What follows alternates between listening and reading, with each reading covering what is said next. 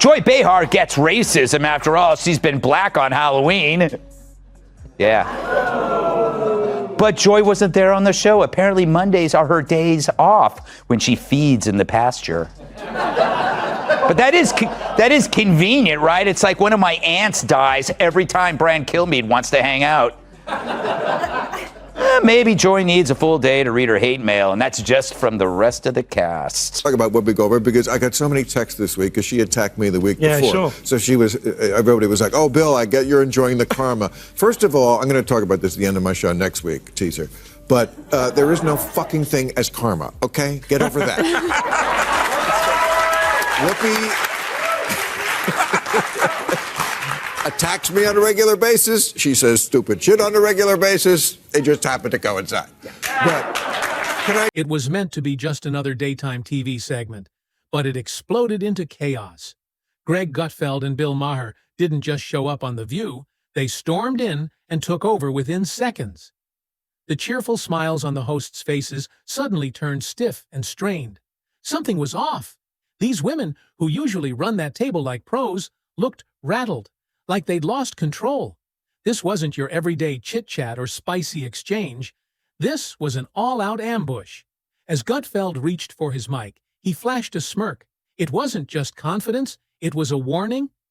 Maher sat beside him, arms crossed tight, eyes like daggers. He looked like a fuse about to blow. Then it hit, loud, clear, and unforgiving. You've turned this table into a one-sided echo chamber. Gutfeld fired. Boom! That word echoed like a cannon blast. The audience gasped. The hosts froze, stunned and speechless, as if lightning had struck the set. Joy Behar blinked hard, like she couldn't believe what she'd just heard. But it was already too late. The dam had burst, and the flood was unstoppable. Then Maher joined in, sharp and ruthless. You don't invite guests to talk. You invite them to scold. It was a savage blow, and it hit the mark with deadly precision. Whoopi's jaw clenched. Her face went stiff as stone. The tension was unbearable. Sunny fumbled for her notes, but her hands were shaking.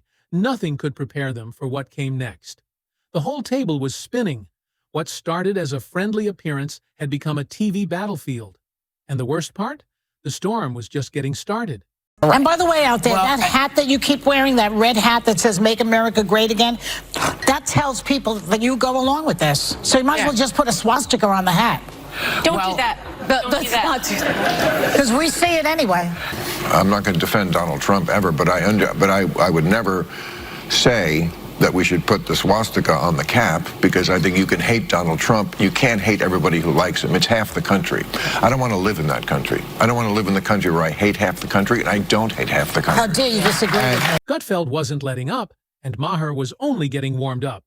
This show acts like it's open-minded, Maher sneered, but the moment someone challenges your views, you panic and slap on labels like dangerous. The studio fell into dead silence. Jaws dropped. Gutfeld leaned in, pouring gasoline on the flames. You all call yourselves journalists? You act more like gatekeepers of what you think is the correct opinion. That's not journalism, he snapped. That's narrative control. Sarah Haynes tried to cut in, but her voice vanished beneath the thunder of reactions. Clapping, booing, stunned gasps filled the room. Gutfeld turned straight to the camera, his voice sharp as a blade. This isn't just about politics. It's about truth, and some of the people at this table wouldn't recognize it if it slapped them in the face. It was a televised earthquake. The room still, but the air electric with shock. You could almost feel the panic backstage, producers scrambling, alarms blaring inside their heads. Maher leaned back, shaking his head slowly. No wonder people are turning off mainstream TV. They're sick of being preached to by elites who pretend they're just like everyone else. Joy couldn't stay silent. She snapped back. We represent real women across America. Gutfeld let out a sharp laugh. Real women? Or just the ones who already agree with you? That hit like a punch. The audience buzzed. Some clapped. Some whispered.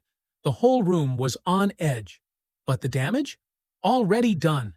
The power at the table had shifted, and everyone felt it. And Maher wasn't done. If you think silencing disagreement is what progress looks like, then you're not helping. You're the problem, he said, with fire in his voice. The View's perfect image of harmony was cracking, live on national TV, and they were helpless to stop it. This wasn't a debate, it was an exposure, a full-blown reveal of the truth behind the curtain. Gutfeld's eyes swept across the table, cold, fearless. You invited lions into your den, and now you're shocked we roared? Whoopi tried to reel it in. Let's all take a breath. But Maher cut in, fast, ruthless. Why? So we can go back to pretending this show's neutral? Obviously, just the parts that you said. Did I watch a whole episode of The View? No woman can do that unless you're stupid. But I have a job. Here's the thing. How can they call themselves progressives when they keep saying that nothing has progressed? Then it's on them. Right. I just wish I could have, what I would have watched if I could, would have been Joy Behar watching that. Yes. And being like, I totally made the right call. It was not an accident that they had him there on her day off. Yes. When she was, presented herself as the, expert on systemic racism as a white lady. Well, she had that one Halloween where she went as Diana Ross and she felt she was treated differently. I also... The hosts had faced critics before, but never anything like this. This wasn't polite disagreement. It was a full-on televised uprising. And the audience? They were hooked, eating up every second of it. This wasn't just another episode. This was the day The View got scorched on live TV. Their usual safe space had vanished, replaced by a fiery battleground. Maher leaned in, voice like a razor. You keep calling this a safe space, but only for your side. What about voices that push back? They get shouted down, canceled, or turned into punchlines. The crowd was torn. Some were cheering wildly. Others just sat there, stunned. Behind the cameras, you could almost see the producers frantically waving, desperate to stop the chaos. But it was too late. Sunny tried to pull things back, her tone firm. This platform has always been about empowering voices. Gutfeld scoffed, loud and sharp. Unless they're conservative, then you shut them down. Whoopi narrowed her eyes. She was clearly losing her patience. You came here just to pick a fight. Maher didn't blink. No, we came to finish one. The one your side started by demonizing half the country. The audience exploded again. Applause, shouting. It was total bedlam. There was no neutral ground anymore. You were either standing in the fire or getting burned by it. Gutfeld turned to the crowd, locking eyes with them. This show feeds you outrage, dressed up as compassion. And it's time someone finally called it out. Joy shook her head, visibly rattled. That's nonsense. We stand for truth. Maher smirked. Your version of truth? It's whatever fits the narrative. That's not truth. That's spin. Sarah, still trying to play the peacemaker, said carefully, Can we just agree this kind of talk is harmful? Gutfeld snapped back. Only harmful to the ones who can't win an argument without silencing people. The tension was off the charts. Every line from Maher and Gutfeld hit like a punch. Every comeback from the hosts fell flat, shaky, scrambled, or downright desperate. They were floundering on their own stage, and everyone could see it. Maher glanced across the table and asked coldly, Isn't it wild how uncomfortable you all get the second you lose control of the conversation? Silence. Not one of them could answer. Gutfeld just shook his head, like he already knew how it would end. Sausage maker Johnsonville is recalling more than 42,000 pounds of pork sausage for possible contamination with plastic fibers. Fortunately, authorities were able to track all 42,000 pounds to a single location in New York City. Joy Behar calls her a 10. I mean, how dare she objectify a woman with a sexist rating system, but it's such a typical thing from a 1.5. Well said. This is exactly why people have stopped trusting daytime TV. It's lost all credibility. It's not really about having a conversation anymore. It's about conversion. Every guest is treated like a tool, pressured to repeat the show's agenda instead of speaking freely. Joy, visibly agitated, snapped, You think you're the only ones allowed to speak your mind? Maher shrugged, cool and collected. No, we just want the same chance. But on this show, he added, it's a one-way street. Then it happened. Someone in the crowd yelled, "Let them speak!" And the whole studio erupted in applause. It was louder than before, more passionate. And the hosts knew it. Now, they were clearly on the defensive. And the public could see it happening live. Sunny gritted her teeth. We're not here to be insulted. Gutfeld smirked with fire in his eyes. Then maybe stop bringing on guests just to trap them with lectures. Whoopi tried to redirect the mess. Let's talk policy then. What's your solution? Maher didn't miss a beat. Step 1, stop acting like everyone who disagrees with you is the enemy. The silence was brutal, thick enough to cut with a knife. The co-hosts, usually fast with comebacks, had nothing this time. No clever lines, no applause, just shocked faces. Gutfeld leaned back with confidence. This isn't even about politics anymore. It's about who gets to speak. And guess what? We're not sitting in silence anymore. The View was collapsing, live and in front of millions, and there was no fixing it. What started as a guest appearance had turned into a reckoning, raw, unfiltered, and unstoppable. No commercial break could clean this up. The damage was everywhere. Joy tried to laugh it off, but the sound was forced and shaky. Oh, please, this isn't Fox News, Gutfeld shot back. No, it's worse. At least Fox doesn't pretend to be neutral while clearly pushing one side. Whoopi raised her voice, trying to grab control. This show is about uplifting women and fighting injustice. Maher leaned in, voice cold as steel. Then maybe stop silencing women who don't vote the way you like. That one stung. You could feel the impact like a slap, even without the sound. Joy's lips tightened. Sunny shuffled papers that no longer mattered. The script? It was gone. Burned to ashes in the fire they couldn't put out.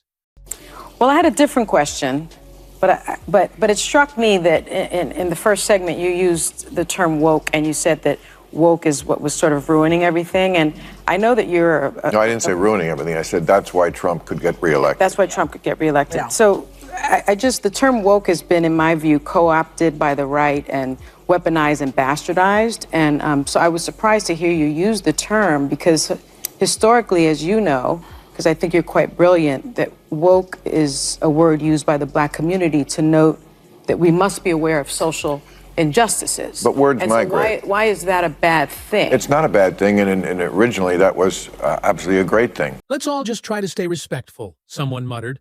But Gutfeld didn't even blink. Respect is earned, not demanded, he fired back.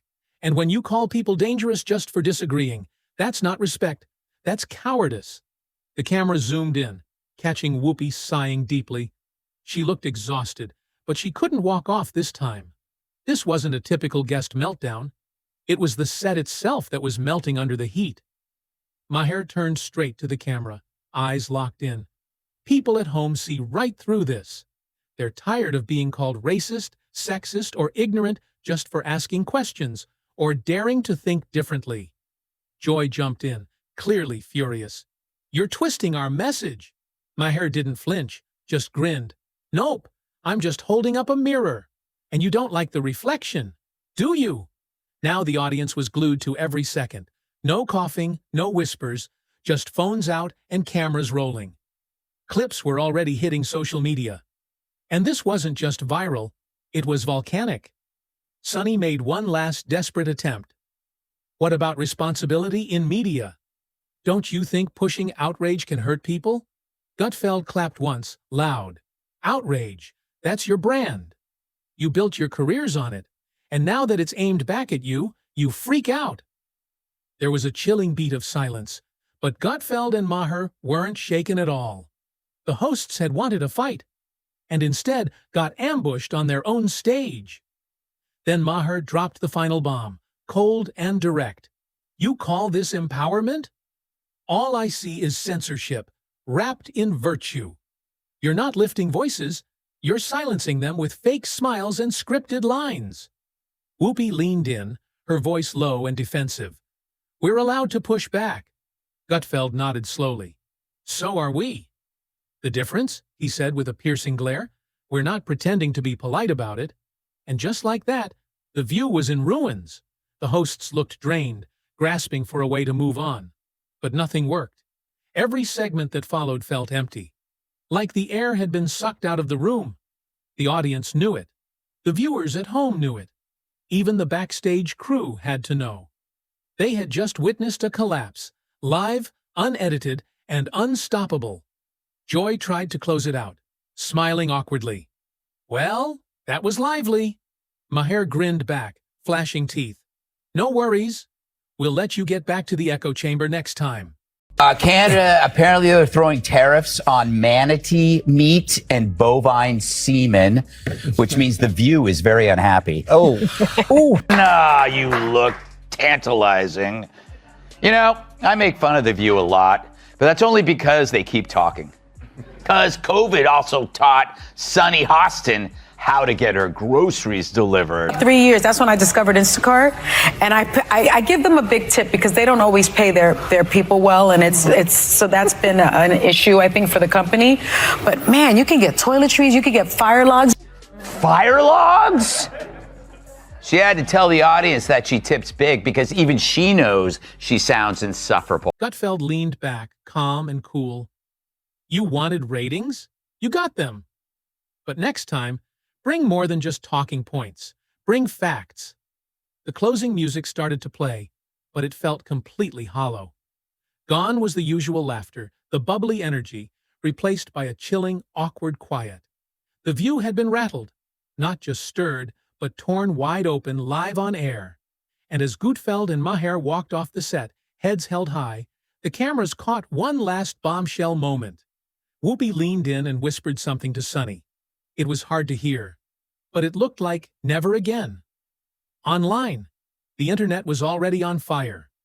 Clips were blowing up, with titles like Gutfeld and Maher Expose the View and Talk Show Bloodbath, daytime TV's most brutal showdown.